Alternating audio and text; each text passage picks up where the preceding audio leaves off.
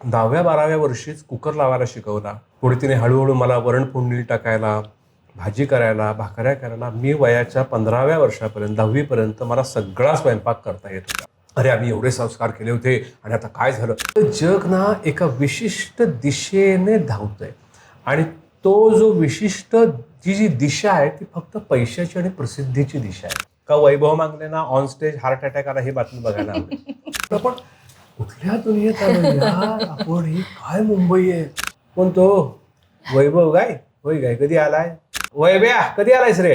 होय चांगलाय की. मागले काय त्याचा मित्र आहे तो म्हणणारच चांगला. त्याला काय केलं बनवून ठेवलंय. गेली क्रेडिबिलिटी.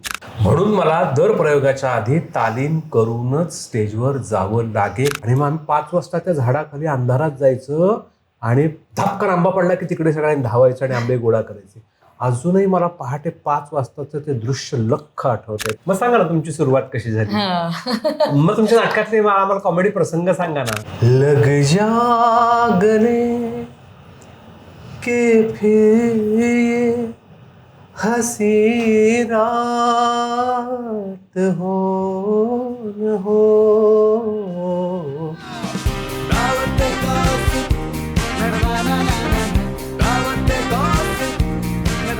कोकणातल्या मातीतला अस्सल हिरा, बाहेरून फणसासारखा काटेरी पण आतून गोड गरा. झेन एंटरटेनमेंट प्रेझेंस दावते गॉसिपच्या आजच्या भागात आपण भेटणार आहोत पेशाने शिक्षक असलेला पण ॲक्टिंगचं स्वप्न उराशी बाळगलेला असा हा अभिनेता. त्याचबरोबर गायन, चित्रकला, पाककला अशा विविध कला अंगी असणारा.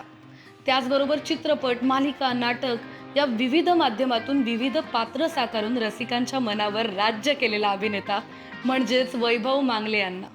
पॉम्फ्रेट तंदुरी, बोंबील फ्राय, प्रॉन्स कोळीवाडा या चमचमीत स्टार्टर सोबतच वैभव मांगले सोबतच्या खमंग गप्पा. ही सगळी दावत आपण एन्जॉय करणार आहोत वडाळ्याच्या हॉटेल माऊलीमध्ये.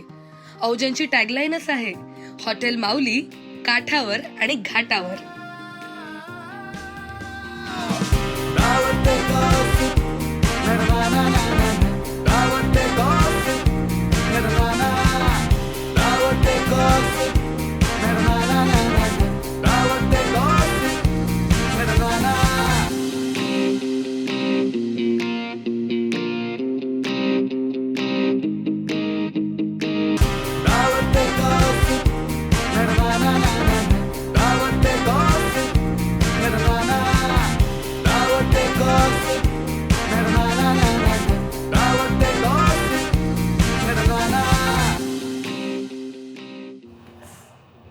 काय मग आता काय आणायचं. आता काय जेवायला म्हणजे आता पण अगदी मालवणी, कोल्हापुरी असं छान सगळे विषय निघाले तर खाण्यामध्ये पण थोडी व्हरायटी झाली पाहिजे. काय तुम्हाला मेन कोर्स मध्ये खायला आवडेल. मला मालवणी भयंकर आवडतं त्यामुळे तू मालवणी फिश मधलं काही मागव. येस. मग तुम्हाला ऑप्शन देऊ का. सुरमई चालेल का. सुरमई उत्तम. क्या बात आहे. होऊन जाऊ दे मग सुरमई थाळी होऊन जाऊ दे. वैभव सर एकदम मनसोक्त थाळी खात आहेत त्यामुळे मला खूप छान वाटतंय. अगदीच मिरचीचा ठेचा, सुका जवळा. हे काहीतरी वेगळं डेडली कॉम्बिनेशन आहे. हो. जवळा, सुरमई, हा, बांगड्याचं कालवण. बांगड्याचं कालवण. हा आणि ठेचा.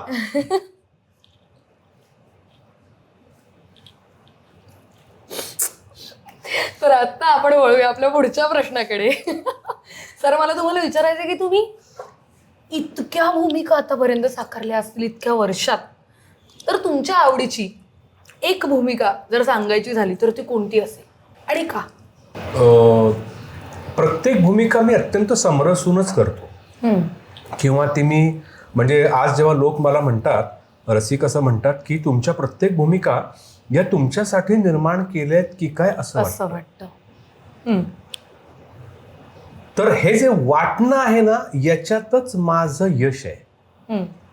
म्हणजे ती भूमिका मी समरसून केलेली आहे. हा तर मग तू त्याच्यातनं कसं वेगळं काढणार की हे मला आवडलं नव्हतं आणि हे मला आवडलं. जी भूमिका मला आवडली, पटली किंवा ज्या माझ्या गाजलेल्या भूमिका आहेत किंवा ज्या लोकांना आवडलेल्या भूमिका आहेत त्या भूमिका सगळ्या मी मनापासूनच केलेल्या आहेत. म्हणजे माधव लेले असेल टाइमपास मधला, काकस्पर्श मधला उपाध्याय असेल नाही का, चेटकीण असेल, चेटकीण. अलबत्या गलबत्यामधली, वाडा चिरेबंदीमधला भास्कर असेल, एकडाव भटाचा मधला तिथे पण माधव लेले होता तो असेल, पांडुअण्णा असेल सूर्याची पिल्लेमधला. तर ह्या सगळ्या भूमिका मी मनापासूनच केलेल्या आहेत आणि मी त्याच्यामध्ये द्वैत ठेवत नाही त्या भूमिकांमध्ये. मग त्या भूमिका मला सगळ्याच आवडतात. तरी त्यातल्या त्यात मला असं वाटतं की जी भूमिका जगणं ज्याला म्हणतात ना, किंवा त्या ज्या भूमिकेसाठी मी जवळपास वाडा चिरेबंदीचे आज 350च्या वर प्रयोग केले, पण एकही प्रयोग असा गेला नाही की त्या प्रयोगाच्या आधी मी त्याचे डायलॉग्स म्हणले नाहीत. प्रयोगाच्या आधी असं बाकीच्या नाटकात जनरली होत नाही. विशेषतः विनोदी नाटकांना ते नाही होत. बरोबर. तुम्हाला माहिती असते की रिस्पॉन्स येणार आणि कुठल्या ह्याला येतं आणि काय. वाडा चिरेबंदी एकमेव असं नाटक होतं माझ्या आयुष्यामध्ये की ज्या नाटकाला मला स्वल्पविराम पूर्णविराम सुद्धा बदलायची मी नट म्हणून स्वतःला परवानगी नव्हती दिली.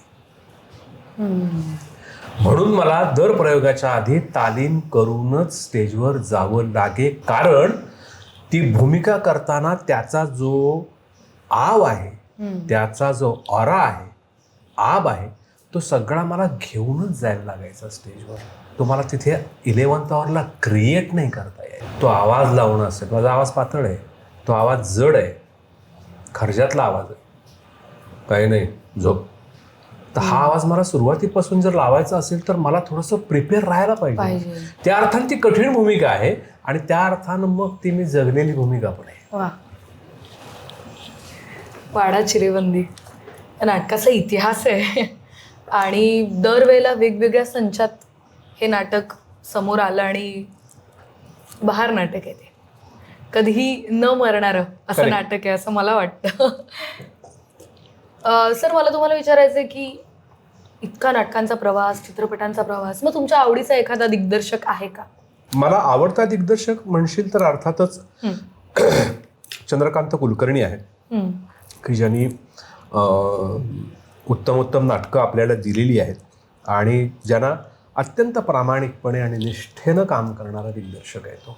त्याच्या नाटकावर प्रचंड प्रेम आहे आणि म्हणून मला चंदू सर दिग्दर्शक म्हणून जास्त आवडतात. सिनेमामध्ये खूप लोक आहेत. परेश आहे, परेश मोकाशी आहे, रवी जाधव आहे, महेश मांजरेकर आहेत. हे सगळे उत्तम दिग्दर्शकच आहेत. तुम्ही खूप पंक्च्युअल आहात, वेळ पाळणं हे आहे.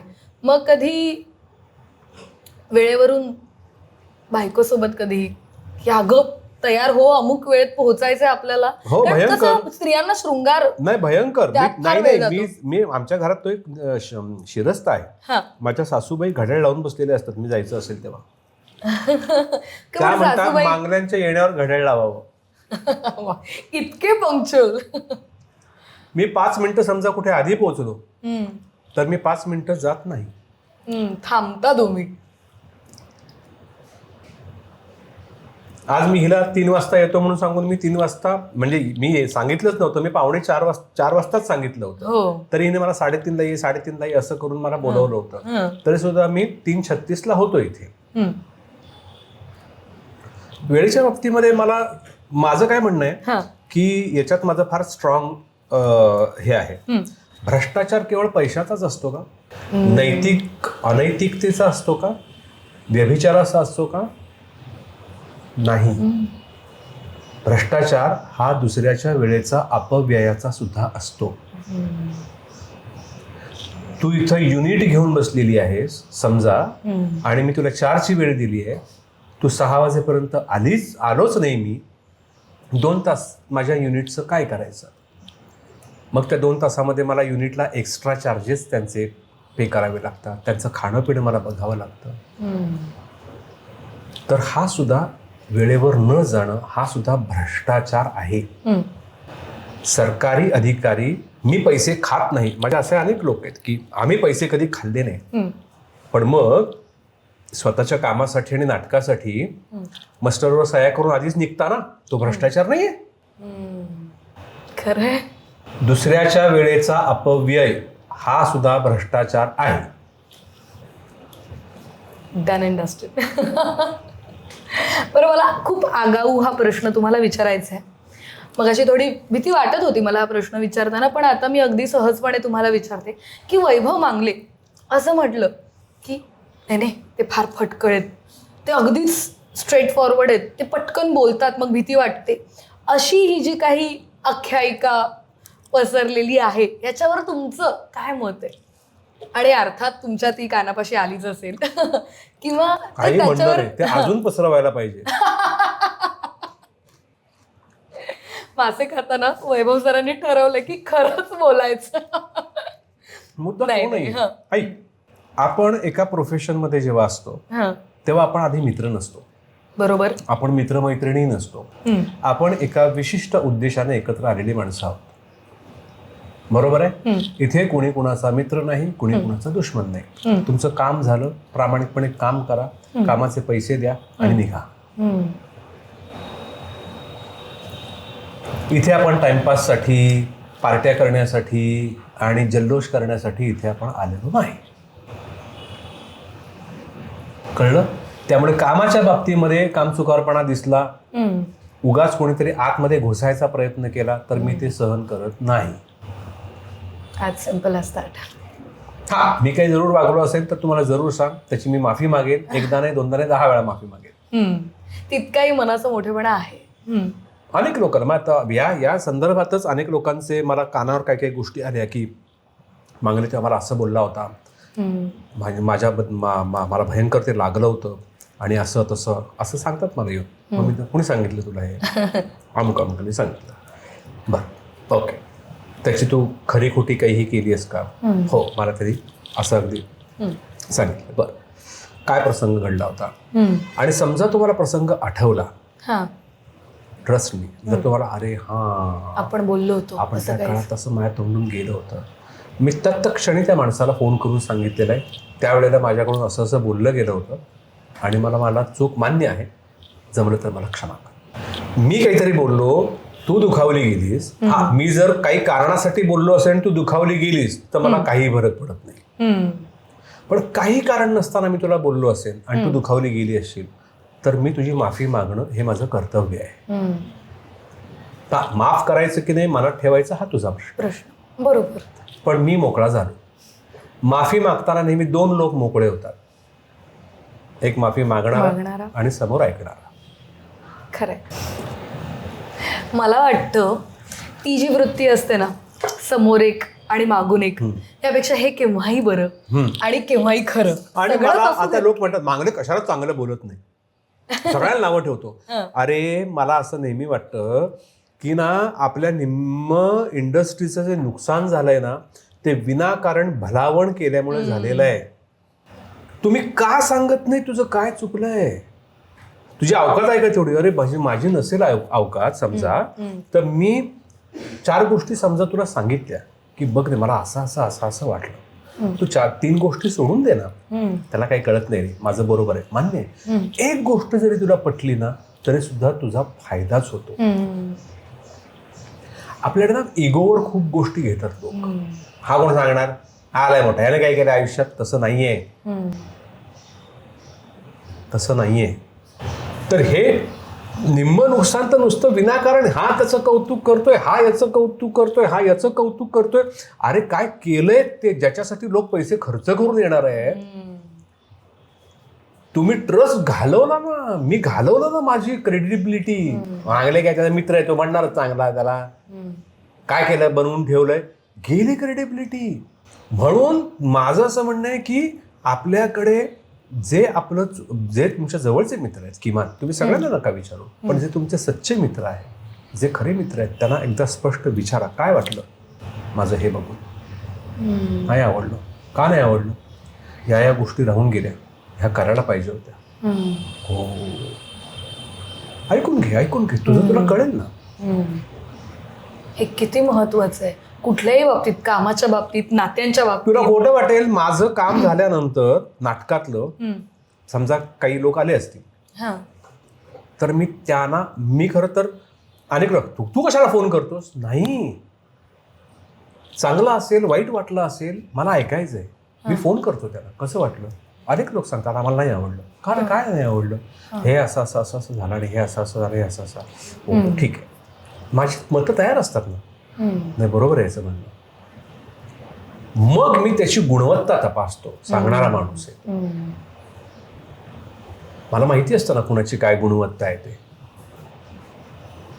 मग हा आकसानं बोलतोय, हा प्रेमापोटी बोलतो आहे, कळलं का, याला मी आवडत नाही म्हणून बोलतोय. या सगळ्याच गोष्टी मला कळतात ना. तेवढा तर माझ्याकडे तेवढा तर बुद्ध्यांक आहेच माझा तेवढा.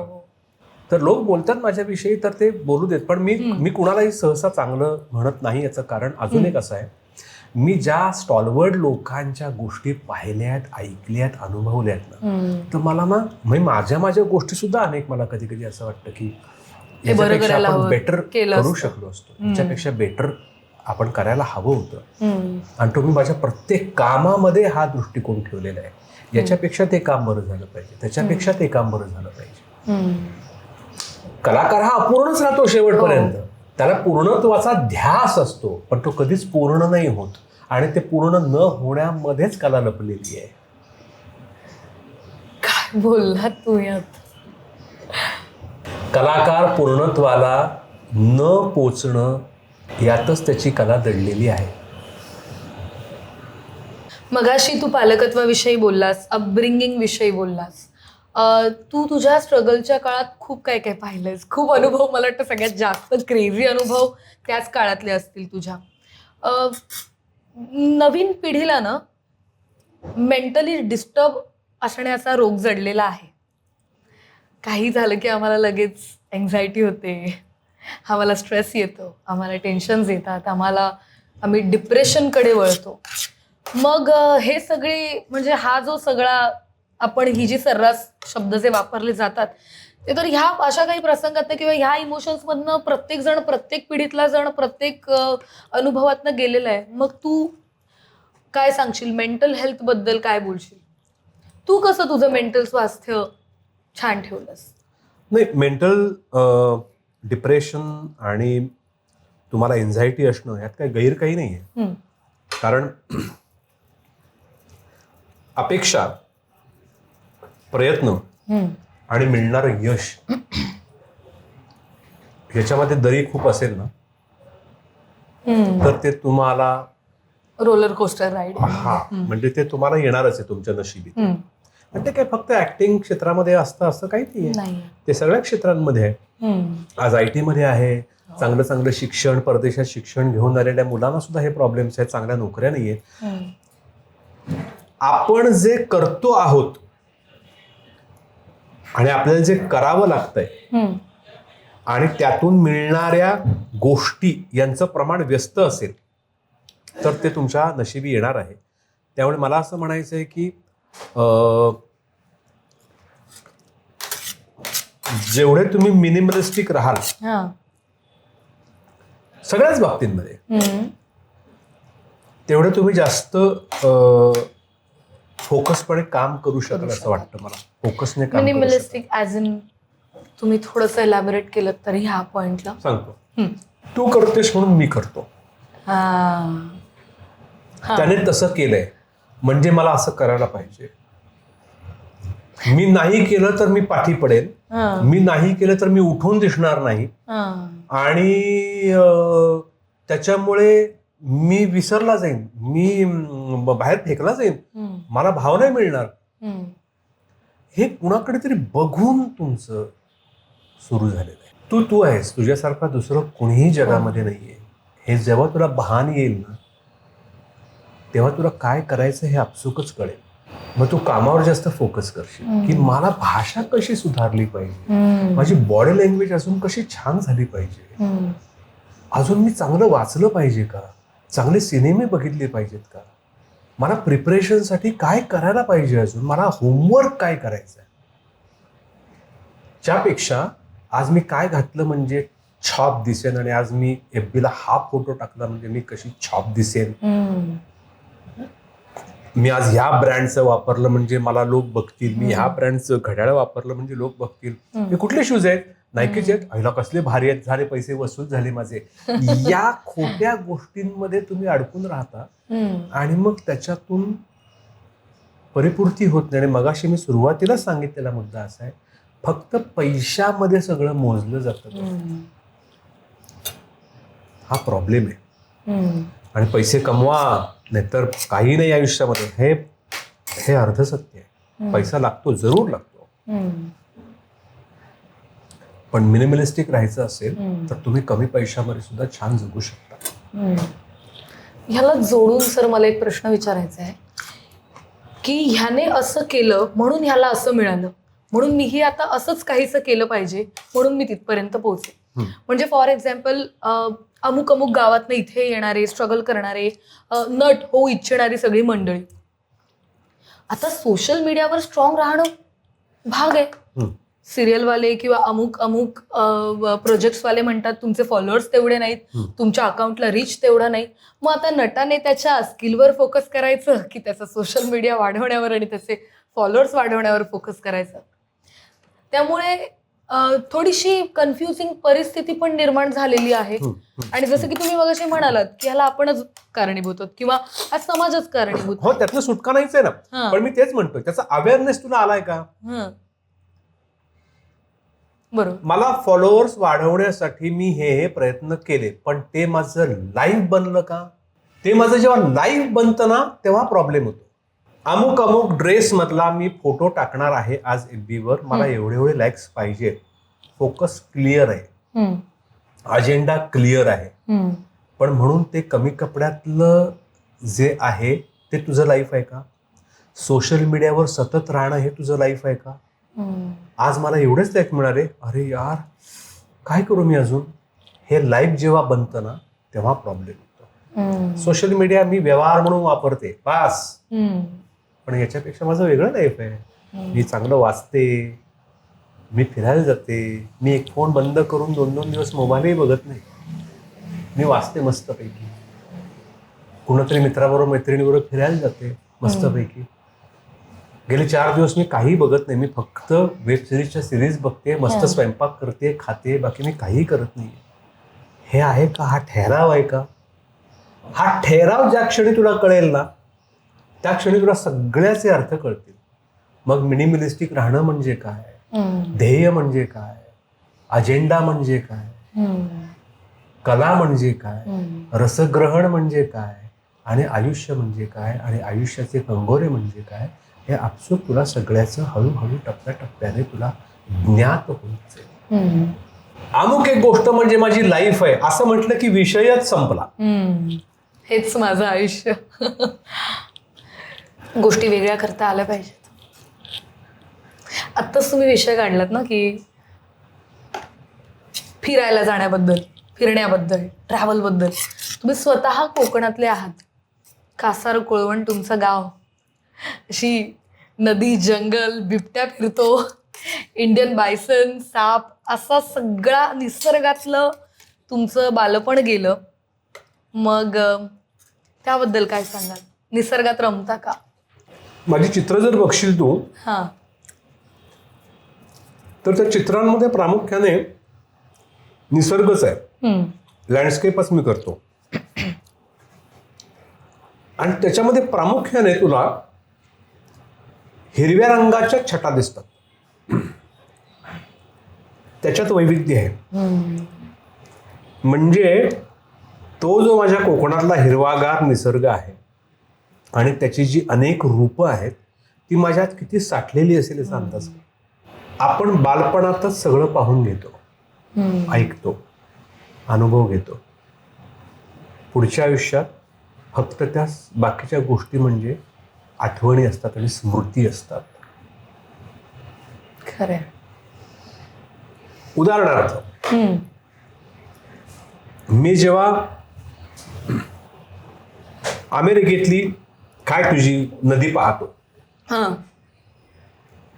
तर ती नदी मी पाहतो, पण मला आधी आठवते माझ्या गावची नदी. हिरवागार वृक्ष पाहतो, पण त्या अगोदर मी लहानपणी कुठेतरी एखाद्या वृक्षाखाली झोपलेला बसलेलं ते आठवतं. म्हणजे ही आताची फक्त आवृत्ती आहे. आपण आवृत्त्या काढतो, ते ठसलेलं आतमध्ये ते तिकड तेच. बालपणातलंच आहे. वाईट चांगलंच आहे काय असेल. म्हणजे बालपणीचा काळ किती महत्वाचा आहे. महत्त्वाचा. आणि माझा बालपणीचा काळ इतका समृद्ध होता.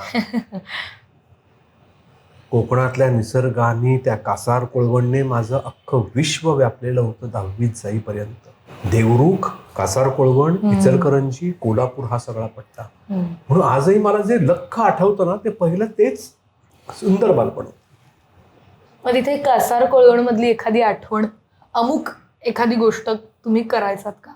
म्हणजे बऱ्याचदा घरी न सांगता आपण काही आगाऊ गोष्टी करतो. नाही तसे आम्ही कधीच नव्हतो. म्हणजे मी तर कधीच नव्हतो तसा. आम्ही, मला अजूनही लख्ख आठवते, 5-7 वर्षांचा असेल मी. आणि आमच्याकडे हापूस आंबे फार विशेष नसायचे. आमच्याकडे अरायवळ आंबे, बिटक्या. बिटक्या. तर एक आमच्याकडे एक ढेरा आंबा होता पाठीमागे घराच्या. नंतर एक केळा आंबा एक होता. त्याच्यानंतर एक होता शेपा आंबा होता. शेपूच्या भाजीसारखा वास यायचा त्या आंब्याला. आंब्याला शेपूच्या भाजीसारखा वास. आणि असा एक रवाळ असा आंबा असायचा तो. त्याला खूप धागे धागे असायचे. अजूनही माझ्या तोंडाला त्याची चव आहे. कळलं. म्हणजे इतकं भरभरून आणि रसरशीत बालपण होतं माझं. तर बिटकी आंबा एक होता. म्हणजे एवढाच आंबा होता. म्हणजे तो सोलायला लागायचा नाही. त्याचा फक्त पहिलं ते देठ काढायचा, चीक असतो तो काढायचा आणि अख्खा आंबा तोंडात टाकायचा. त्याची साल इतकी पातळ होती की ती सालही ठुकावी अशी वाटायचं नाही. ती सालही चावून चावून खाऊन टाकायचं बिटकी आंबा. तर सकाळी ना पातेल्यात आंबे पडायचे आणि आम्ही घरात 7-8 पोरं होतो. तर सकाळी 5 वाजता आजी उठवायची आम्हा मुलांना. आंबे पडतात, चला उठा. मग प्रत्येकाला एवढ्या रोळ्या दिलेल्या असायच्या. आणि मग आम्ही 5 वाजता त्या झाडाखाली अंधारात जायचं आणि धपकन आंबा पडला की तिकडे सगळ्यांनी धावायचं आणि आंबे गोळा करायचे. अजूनही मला पहाटे 5 वाजताचं ते दृश्य लख्ख आठवतंय. पातेल्यामध्ये आम्ही आंबे शोधायचो. ते कासार कोळवण आमचं फारच रिच होतं. रमला तुम्ही, तुमच्या डोळ्यात दिसतंय मला. आता इतके वर्ष तुम्ही कोळवणात होतात किंवा देवरुखात होतात, सगळा संपूर्ण पुढचा प्रवास तुम्ही मुंबईत येऊन केलाय. मग मुंबईबद्दल तुम्ही काय सांगाल? मुंबई, सगळेच म्हणतात मुंबई मेरी जान, मुंबई मेरी जान. आहेच याचं कारण ती कर्मभूमी आहे ना. तिथे तुम्हाला अनेक लोक पोटापाण्यासाठी इथे येतात आणि स्वतःला सिद्ध करण्यासाठी धडपडत राहतात. आपल्या इच्छा पूर्ण करण्यासाठी धडपडत राहतात. मायानगरी आहे एका अर्थाने. पुन्हा तेच आहे, तुम्ही मुंबईला कशा दृष्टीने पाहता? मायानगरी म्हणून पाहता की श्रम करण्याला भरभरून देणारी मुंबई म्हणून पाहता, की तुम्ही फसवी मुंबई आहे म्हणून त्याच्याकडे पाहता, मोहमाया आहे इथे म्हणून तसं पाहता? तर मी त्याच्याकडे फार तटस्थपणे पाहायला शिकलोय मुंबईकडे, की मुंबई सगळ्यांची आहे आणि तिने सगळ्यांना पोटापाण्याला लावलेलं आहे. तेवढ्यात तिची क्षमता आहे. पण मला आता खरंच सांगायचं आहे सगळ्यांना या माध्यमातून की आता मुंबईची ना संपली कॅपॅसिटी. तिची क्षमता संपली माणसं सामावून घेण्याची. आणि माणसं येत राहिली आहेत, येत राहतात, येत राहतील. त्याने फक्त ना बिल्डिंगची जंगलं वाढली आहेत. त्यातलं इन्फ्रास्ट्रक्चर, ज्या सुविधा ज्या आहेत त्या अपुऱ्या पडत आहेत. आणि जे या सिस्टीममध्ये काम करणारे जे लोक आहेत व्यवस्थेमध्ये, ते तरी किती ठिकाणी आणि कसे कसे पुरवठी पडतील. तर मला वाटतं की त्याची क्षमता संपली आता आणि आपण तिला आता अत्यंत दयनीय अवस्थेकडे ढकललेलं आहे ऑलरेडी. आणि त्याच्यातून रिकव्हरी तिची होणं फार अवघड आहे मुंबईची. याचं कारण ह्या लोंढ्यांचं काय करायचं?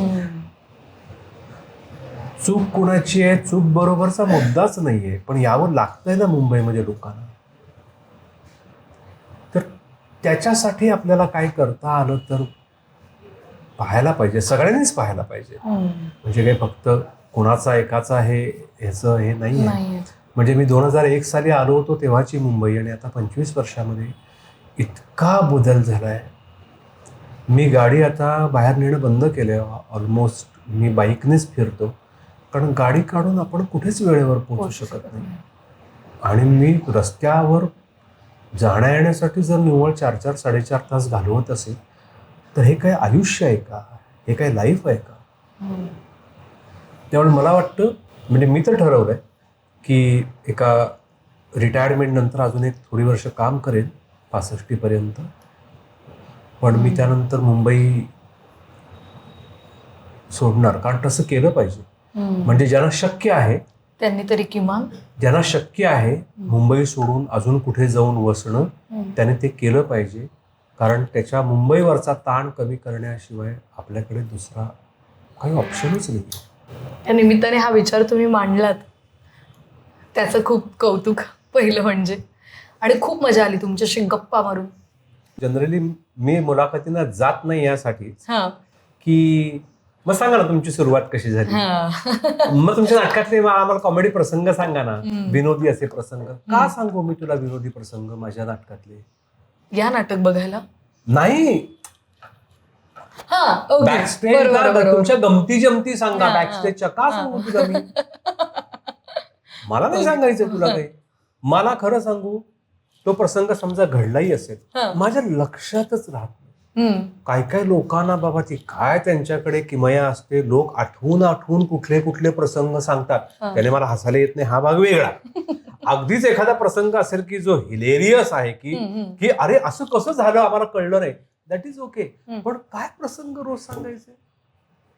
काहीतरी गमती जमती सांगा ना तुम्ही. मी काही सांगा, मला काही आठवत नाही, मला काही माहिती काही माझ्याकडे गमती जमतीचे प्रसंग नाही. कारण काय आहे, गंभीर पुन्हा तेच आहे. मगाशी आपण जे बोललो ना तेच आहे. बघायला काय आवडतं, हेच बोलणार. ऐकायला काय आवडतं. तुला चांगलं, मला काहीतरी त्याच्यातून थोडं मिळेल असं मला काही ऐकायचं नाहीये. आणि हा एक अलीकडे फार मोठा भ्रम झालाय. आयुष्य एवढं धकाधकीचं झालंय, कुठे ते सगळं गंभीर आणि सिरियस बघत बसा, आम्हाला कॉमेडी पाहिजे. अरे फसवताय स्वतःला फसवताय. आपल्या गप्पा अशाच चालू राहतील. त्यामुळे मी आता वळणार आहे आपल्या गमतीदार सेगमेंटकडे. आमच्या दावतेमध्ये जरा काही काही सरप्राईज एलिमेंट्स आहेत. आणि पहिला सरप्राईज एलिमेंट आणि पहिल्या सेगमेंटला मी सुरुवात करते.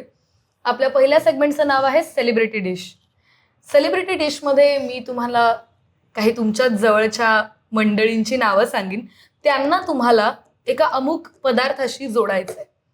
आत्ता आपण वेगवेगळ्या व्हरायटीचं काही काही खाल्लेलं आहे, तशी वेगवेगळ्या स्वभावाची भिन्न माणसं असतात.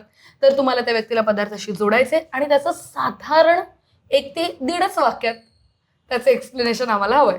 Okay okay. पहिलं नाव मयुरी मांगले. मयुरी मांगले. ओके. तिला कुठल्या पदार्थाशी जोडायचं आहे ना? मला आवडणारी ना ती भेळ आहे. मला सुकी भेळ प्रचंड आवडते, ज्याच्यामध्ये कुरमुरे जे हेल्दी आहेत, ज्याच्यामध्ये फरसाण आहे, थोडस तब्येतीला नाही बरं पण त्याने चव वाढते, मिरची असते तिखट, त्याच्यामध्ये कांदा असतो, ओके, भरपूर कोथिंबीर असते, चणेदाणे असतात आणि वरनं छान लिंबू पिळलेलं असतं आणि त्याच्यावर शेव घातलेली असते, कैरीचे दाणे, सॉरी पण ऍड करते, कैरी कापलेली कैरी. इतर काय हे जेवढ्या चवी आहेत एका भेळीमध्ये तेवढ्या चवी माझ्या बायकोमध्ये आहेत. पुढचं नाव विशाखा सुभेदार. विशाखा सुभेदार. खरं तर पदार्थ विसरलोय मी आता, इतकी वर्ष झाली काम नाही केलं करून. पण विशाखा सुभेदार पदार्थ कुठला बरं तिला जाऊ शकतो? वडापाव, जो फेमस आहे, जो सगळ्यांना आवडतो, पण तो फार हेल्दी नाहीये. पुढचं नाव भार्गवी चिरमुले. भार्गवी चिरमुले. मला वाटलं होतं तू विचारशील हे. का बरं? विचार करायला लावणारच हा सेगमेंट. हा नाही, मला ऍक्च्युली तिचं अनारसा आहे ती. कारण अनारसे काही सगळ्याच लोकांना आवडतात असं नाही. असं नाही.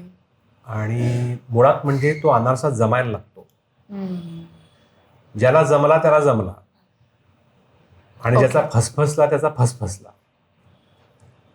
कळलं? त्याला खूप रेसिपी आहे तो चांगला बनवण्यासाठी. ज्याला जमली त्याला जमली, ज्याला नाही जमली त्याचं फसफसलं. पुढचं नाव निर्मिती सावंत. हो, निर्मिती सावंत. निर्मिती सावंत ऍक्च्युली ती लग्नातला मसाले भात आहे ती. तो म्हणजे त्याची आठवण वर्षानुवर्ष राहते. लग्नातल्या मसाले भाताची. लग्नातला मसाले भात या तो घरी नाही जमत करायला. जसा पूजेचा शिरा असतो एकदम पर्टिक्युलर चवीचा, तो मसाले भातच आहे ती. ज्याच्यामध्ये बटाटा आहे, काजूगर घातलेले आहे, बेदाणे आहे आणि वर तुपाची धार सोडलेली असते. तो मसाले भात आहे. क्या बात आहे. परेश मोकाशी. परेश मोकाशी हा रोशोगुल्ला आहे तो. अच्छा.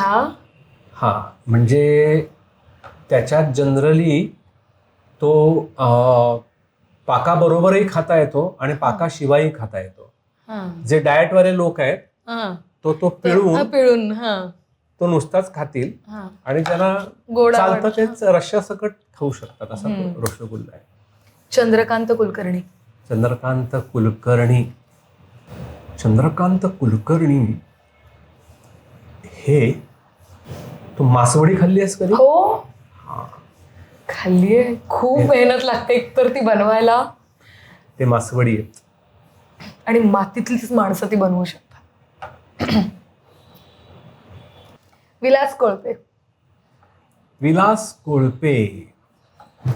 विलास कोळपे हे मला वाटतं कांदा घालून केलेली कारल्याची भाजी आहे. का बरं? कारलं जर नुसतं करशील ना भरलेली भाजी तर ती कडूच लागते. पण कारल्याचं कसं आहे, कारलं समजा तुम्ही चांगलं फ्राय केलं तेलावर, थोडंसं करपण्याकडे झुकतं ते, तसं कारलं करायचं आणि मग ते कांदा आणि मिरचीवर नुसतं फोडणी टाकायचं, जरासं काळ्या तिळाचं कूट टाकायचं, अप्रतिम भाजी होते. त्याचा कडवाहट त्याची कमी होते. त्यामुळे ती प्रोसेस करावी लागते. असे आहेत. ओके. सचिन पिळगावकर श्रीखंड आहेत ते. आणि तेही घरी बनवलेलं, इकड तिकडचं नाही. दही जमवून खुंटीला टांगून ठेवलेला चक्का दुसऱ्या दिवशी काढून त्यात साखर बिखर घालून श्रीखंड आहेत ते. विक्रम गोखले. विक्रम काका कसा होता बरं? विक्रम काका पुरणाची पोळी होता. चांगली अशी टम्म फुगलेली, अशी तूप वगैरे घातलेली पुरणाची पोळी, साजूक नाजूक हातानं बनवलेली पुरणाची पोळी, अत्यंत चविष्ट अशी पुरणाची पोळी होतात. किशोरीताई अमोणकरांना त्या ऍक्च्युली काय होत्या, किशोरी अमोणकर ह्या भरलेलं पापलेट होत्या.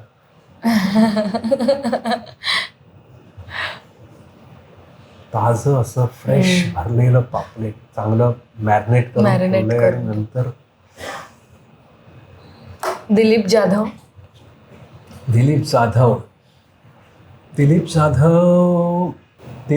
हे मिक्स डाळींचं आपण वरण करतो ना, आणि त्याच्यात मेथीचे दाणे टाकतो बघ थोडे. मला रेसिपी इमॅजिन झाली आणि अगदी चव सुद्धा आयडेंटिफाय झालेली आहे. शेवटचं नाव या सेगमेंटचं. अश्विनी कांबळे.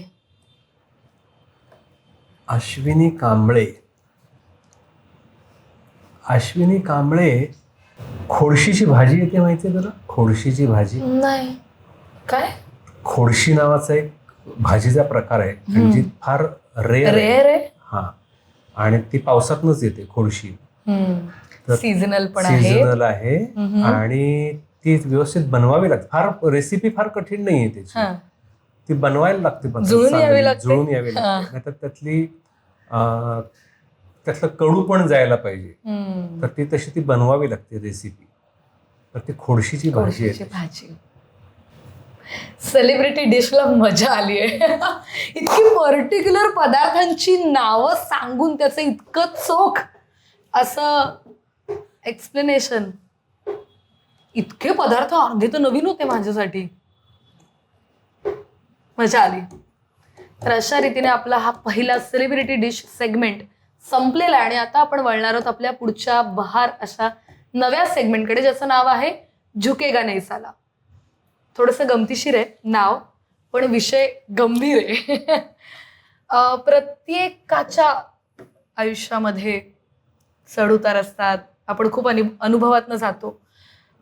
तर अशी एखादी मोमेंट तुमच्या आयुष्यात आली होती का जेव्हा तुम्हाला वाटलं की हे पार करणं, हे पार करीन पण हे खूप कठीण आहे, किंवा ही परिस्थिती, त्या परिस्थितीतून तुम्ही मार्ग काढून तुम्ही तरलात, अशी कोणती ती मोमेंट झुकेगा नहीं साला तुमची आहे?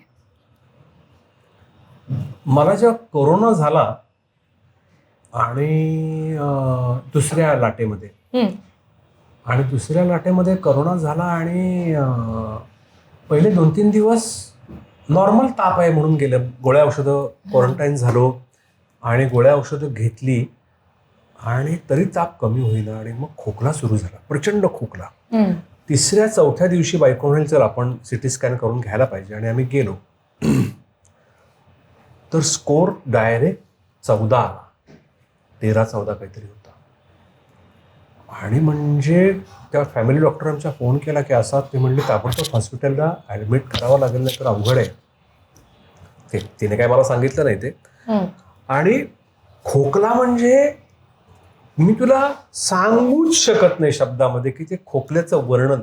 वाटायचं आतडी बाहेर पडतील आता, इतका तो इथून असायचा. बरगड्या म्हणजे माझ्या अशा सुजल्या होत्या बरगड्या, इतका खोकला होता मला.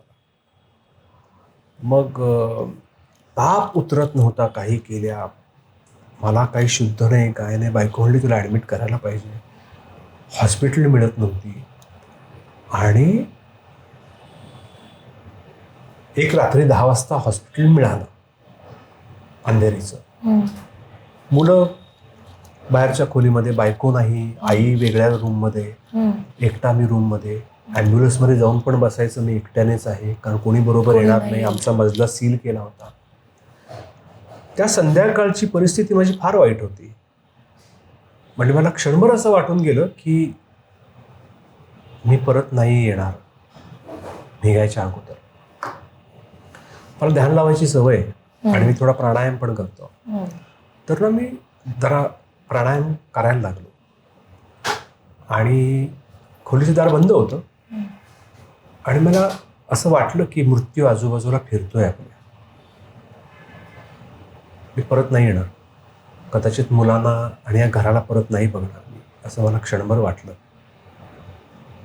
पण मी हा विचार केला ठीक आहे, त्याची इच्छा असेल तर तो घेऊन जाईल आपल्याला. तो काही त्यात घाबरण्यासारखं काही नाही आहे आणि माझं काही पाठीमागे वाईट नाही आहे.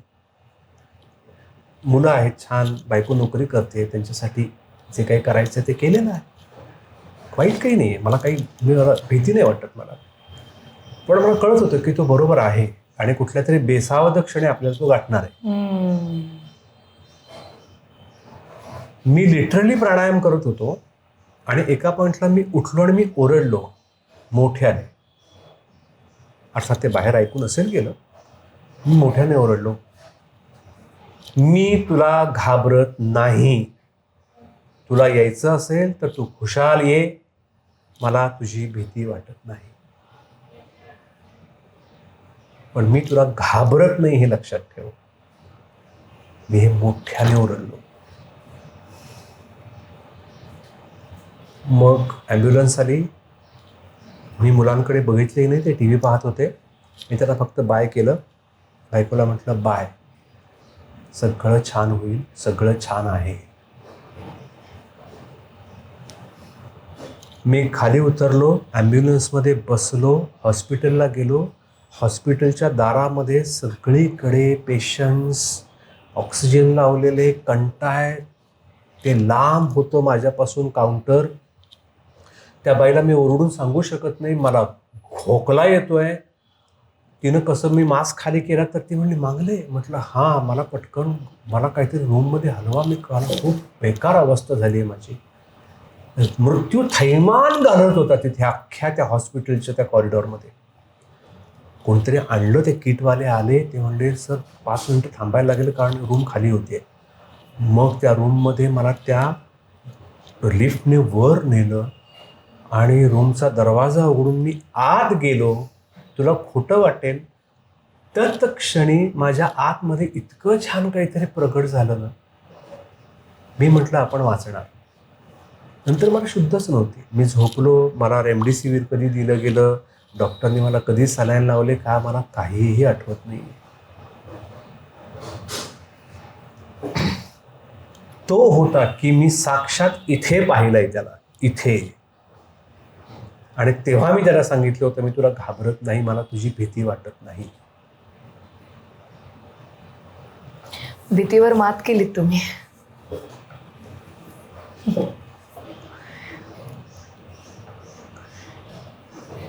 तर ही होती वैभव सरांची झुकेगा नहीं साला मोमेंट. वळूया आपल्या पुढच्या सेगमेंटकडे, ज्याचं नाव आहे की रायता फेल गया. अतिशय इंटरेस्टिंग असं सेगमेंट आहे. मी तुम्हाला 2 ऑप्शन देणार, तुम्हाला फक्त एक निवडायचं आहे. Okay, ready? नाटक मुक्काम पोस्ट बोंबिलवाडी की वाडा चिरेबंदी? वाडा चिरेबंदी. चित्रकला की गाणं? चित्रकला. नाटक की चित्रपट? नाटक. चंद्रकांत कुलकर्णी की महेश मांजरेकर? चंद्रकांत कुलकर्णी. नवरा माझा नवसाचा की टाइमपास? टाइमपास. कोकण की मुंबई? कोकण कोकण कोकण. बाप रे, काय झाला होता का इतकं ठाप ठाप कधी हा सेगमेंट? बोला आता पटपट. मजा आली आहे. तर आता आपण वळणार आहोत आपल्या शेवटच्या सेगमेंटकडे, ज्याचं नाव आहे सिप द ट्रूथ. ह्या सेगमेंटमध्ये मी तुम्हाला एक कंडिशन देणार. जर त्याचं उत्तर हो किंवा हो असेल तर तुम्हाला सिप करायचंय, नाही असेल तर सिप नाही करायचंय. तर मग काय आवडेल तुम्हाला आता इथे प्यायला? इथे छान तुम्ही नॉनव्हेज सगळं खाल्लंय, तर सोलकडी होऊन जाऊ दे का एखादी? हा. कधी कोणाला प्रँक कॉल केलाय का? म्हणजे केलाय सर, विचार करावा लागतो. नाही, मी कुणाला केलाय ते आठवतोय. मी असे नाही, म्हणजे लेकी मुलांना वगैरे मी असे जनरल पण तुम्हाला करतो. सिप करावा लागेल, म्हणजे तुम्ही केलाय. हा. So you have to sip it. आणि आठवू शकता तुम्ही कोणाकोणाला केलाय, कोणाकोणाला तुम्ही त्रास दिलाय. नाही, मला असं आठवत नाही, पण मी मुलांशी गंमत म्हणून करतो. केलाय. हा, इन जनरल असं मी असं बाहेर हरकत नाही. हा पब्लिक ह्याचं आपल्याला असं अगदी कोणाला केलाय ते सांगा असं म्हणणंच नाहीये. हो की नाही? म्हणजे आम्हाला जाणून घ्यायचंय की असेही आहेत का बाबा वैभव मांगले. कोणाला कधी लव्ह लेटर लिहिलंय का? हो, लिहिलंय ना. Sip it is then. कधी विदाउट तिकीट प्रवास केलाय का? हो, केलंय ना. असंच तुम्हाला सिप करावं लागेल बहुतेक. प्रगती पुस्तकावर आईबाबांची कधी खोटी सही करायची वेळ आली आहे का? नाही. ओके. चालू नाटकात कधी स्वतःचा डायलॉग विसरलायत का? हो. हो, हे मात्र थोडंसं सरप्राइझिंग आहे बरं का. कोणतं नाटक सांगाल का? प्रत्येक नाटकात विसरतो मी. म्हणजे तुम्ही वाडाला सुद्धा विसरलेला आहात. आणि गंमत आहे ना. हो, जम्प होतं कधीतरी, कोणीतरी आधी डायलॉग घेतं, मग आपला डायलॉग आठवतच नाही पुढे काय आहे तो. ते टेक्निक आहे ना. खरं.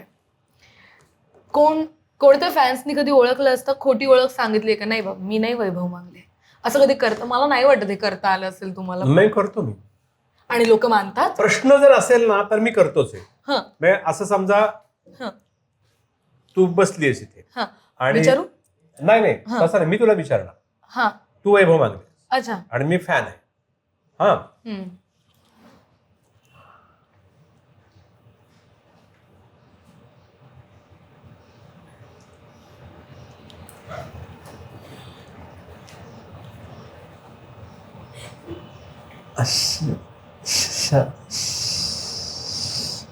सर, तुमचं नाव विसरलो मी. शाकाल.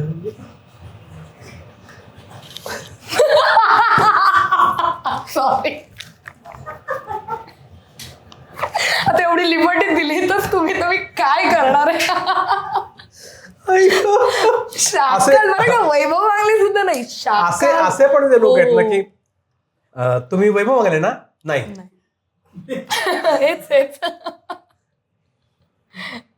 ते कसं काय ना शक्य आहे? नाही म्हटल्यावर त्यांना नाही वाटतं का? पण नाही असं नाही, असं म्हणजे वाटत नाही. पण हे बघ काय आहे, काहीदा म्हणजे या ना जरा सेल्फी काढूया. काय तुम्ही ओळखतो, तुम्ही आम्ही ओळखतो. तुम्ही आमचे फॅन आहे ना, मग एक सेल्फी काढा. अहो तिथे नाहीये ते, ह्या कॅमेरा इथे, या इकडे फोन. ऍक्च्युली हो गोंधळलेला इतका असेल एखादा अधिकार अधिकार अधिकार म्हणजे असं आहे ना की हे बघ, म्हणजे मी मागे पण एकदा असं म्हटलं होतं की हा कुठेही रसिक प्रेक्षकांचा अपमान आहे किंवा अनादर आहे अशातला भाग नाही. पण ना मराठी नट किंवा मराठी कलाकार हे सर्व तमाम रसिकांना त्यांच्या घरातलेच रोजचे येणारे जाणारे पार्सल घेऊन येणार आहेत असं वाटतं त्यांना. म्हणजे त्यांचा अधिकार वाटतो की त्यांच्या बरोबर आपण सेल्फी काढणं किंवा त्यांनी आपल्याला सेल्फी देणं हा अधिकार आहे असं वाटतं. पण ते तसं नाहीये असं मला वाटतं. याचं कारण असं आहे की अत्यंत अलबत्या गलबत्याच्या वेळेला मला माहितीये, जेव्हा मला वेळ असायचा तेव्हा मी 250-300 फोटो दिलेले आहेत लोकांना, मुलांबरोबर. कळलं? म्हणजे फोटो देणं हा ठीक आहे, हा आवडीचा भाग आहे आणि प्रेक्षक येतात तर तुम्ही, पण तुम्ही बळजबरी जेव्हा करता, तुम्ही फोटो दिलेच पाहिजेत, हा झोन जेव्हा येतो ना तेव्हा त्रास होतो. तुम्ही त्यांच्या त्याने काम केलंय ते चोख केलंय का थिएटरला? त्याने त्याने नाटकात काही कापाकापी केलेली नाही, त्याने त्याचं प्रामाणिकपणे काम केलंय. तुम्ही जे तिकीट त्याचे पैसे जेवढे मोजलेत त्याचे पूर्ण त्याने वसूल करून दिलेले आहेत तुम्हाला. मग त्याने फोटो नाही दिला तर त्याच्याविषयी एवढं FB वर सोशल मीडियावर का अथवा तद्वा बोलायचं? तर हा त्याचा एक प्रायव्हेट मुद्दा आहे, हा खाजगी त्याचा मुद्दा आहे की त्याने फोटो द्यायचा का नाही. तेव्हा त्या कलाकाराला त्रास होतो. अरे आपण खायला कुठे हॉटेलला जाण्याची पण सोय नाहीये, असं शूटिंग करत राहतात. हो बापरे. आता ह्या प्रायव्हसीला तुम्ही जेव्हा छेद देता तर मग कसं जगायचं? मग बोललं की मग केवढा उद्धट आहे, फटकळ, किती फटकळ आहे, आगाव आहे रे एक नंबरचा कुचका, असं मग असं बाहेर. ओके, पुढचा प्रश्न. स्ट्रिक्ट डाएट कधी केलंय? करतो मी. मग त्यात कधी चीट केलंय? चीट करावंच लागतं डाएट मध्ये, नाहीतर मग ते जाचक होतं शरीराला. मित्रांच्या वस्तू कधी ढापल्यात का? आणि बऱ्याच जण आपल्याला आपल्यापेक्षा समोरच्याचीच गोष्ट फार भावते, आवडते, कारण आपल्यावर विश्वास नसतो ना. आपण जे खातोय पितोय खरेदी करतोय ते चांगलं आहे असा आपल्यावरच विश्वास नसतो. हा, पण समोरच्या ताटातलं कायम जास्त चांगलं आहे, हे पाहिजे आम्हाला, ही डिश, हे ऑर्डर करूया. हा, त्यामुळे मी हॉटेलला गेलो तरी मी मुलांना सांगतो, बघा जरा आजूबाजूला काय आहे ते, कोण सगळ्यात जास्त कोण काय काय खाते ते बघा आणि ते मागवा. बाबा हे काय चांगलं नाही, ते चांगलं असतं कदाचित, ते आपण मागवायला पाहिजे होतं, हे नकोय नंतर, आधी त्यांच्या ताटात बघा आणि मग मागवा, काही प्रॉब्लेम नाहीये. आम्ही लिटरली सांगतो, इधर ना सर वो ये, वो डिश त्याच्यामध्ये जास्त टेम्पटिंग दिसतंय. आणि मग केलंय का, ढापल्यात का गोष्टी? मित्राच्या गोष्टी नाही कधी, एनिथिंग, पुस्तकं तरी, पुस्तकं वगैरे, आणि पुस्तकं ढापणं असं नाही काही कधी. ओके. इतरांच्या बागेतले आंबे, फणस, काजू कधी चोरून खाल्लेत का? हो. को आर्टिस्टची गोची करण्यासाठी कधी डायलॉग बदललेत का? नाही. दावते गॉसिप हाचा एपिसोड आवडला का?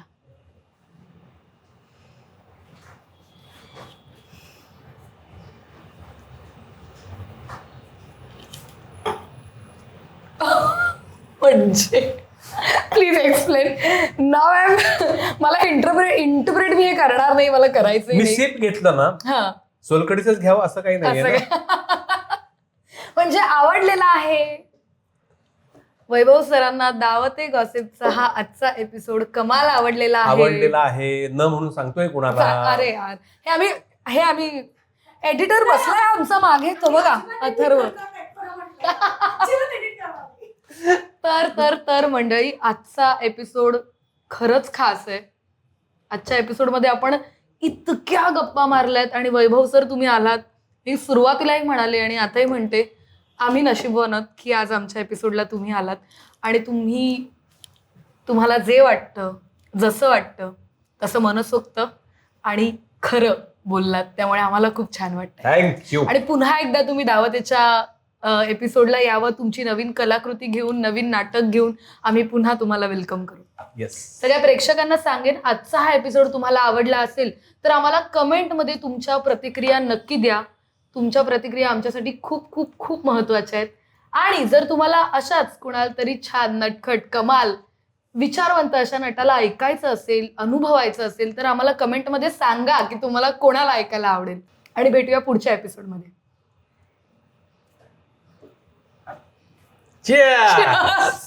मी पिणार एक्सिप आता. चिअर्स केल्यावर कसं काय?